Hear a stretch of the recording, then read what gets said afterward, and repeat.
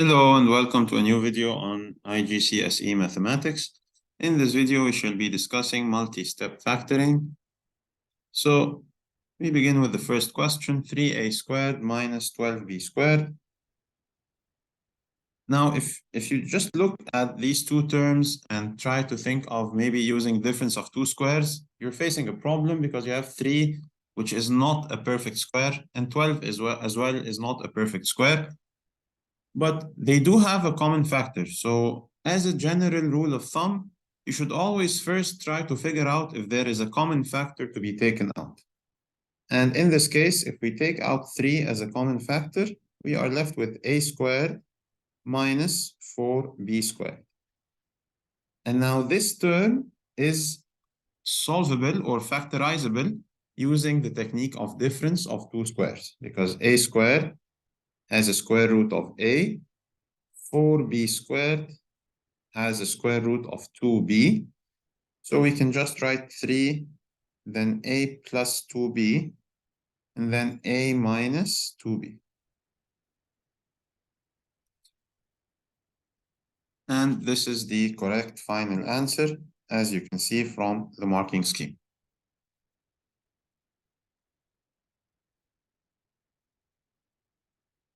The next problem says x power 3 minus 4x. Like we said before, you want the power to be even in order to be able to do difference of two squares. And here the powers are both odd. But if you take out x as a common factor, you are left with x power 2 minus 4. And then you have even powers and perfect squares. So you just get x and x plus 2 and x minus 2.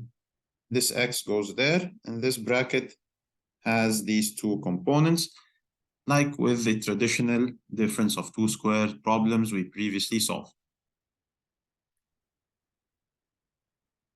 So we have the correct final answer here.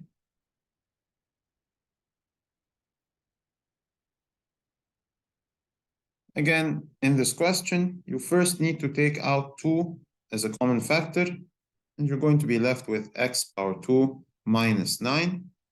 And then this is solvable or factorizable using the difference of two squares approach. And you have x plus 3 and x minus 3. This is the final answer. There it is.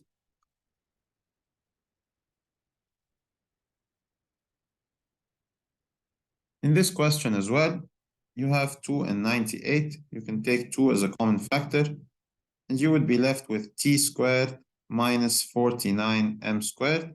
If you're wondering how I got these, I just divide each term by the common factor. So 2t squared over 2 gives me t squared, and 98m squared over 2 gives me 49m squared. Now this is much nicer because 49 is a perfect square. So let's just get the square root of each term. T squared has a square root of t. 49 has a square root of 7. M squared has a square root of m. So we can rewrite this as 2 times t plus 7m multiplied by t minus 7m. And this would be our final answer as well. Let me erase so that you can see for yourself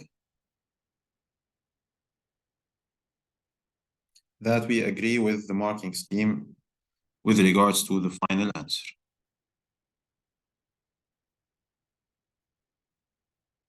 Factorize 5m squared minus 20p power 4. We begin by taking 5 out as a common factor. We are left with m squared minus 4p power 4. And this becomes m plus 2p multiplied by m minus 2p.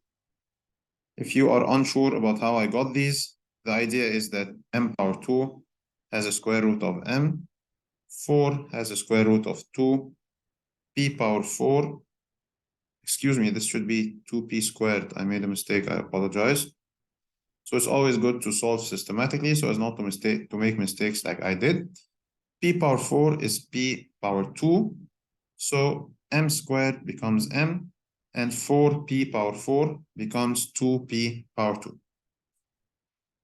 So the final answer is 5 multiplied by M plus 2P squared multiplied by M minus 2P squared. And this is the correct final answer here.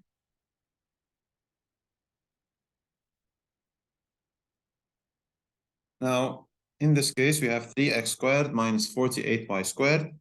We begin by taking out 3 as a common factor, and we are left with x squared minus 16y squared. Again, if you are unsure, you can just divide each term by the common factor. So 3x squared over 3 gives you x squared, and 48y squared over 3 gives you 16y squared. Now we want to use difference of two squares. So x squared becomes x, 16 becomes 4, and y squared becomes y.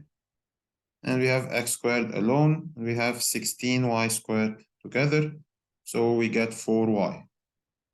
Now the final answer is going to be 3 times x plus 4y times x minus 4y. Let's check our answer, and thankfully it's correct as well. And this brings us to the end of our video. Thank you for listening in. I hope this has been beneficial to you.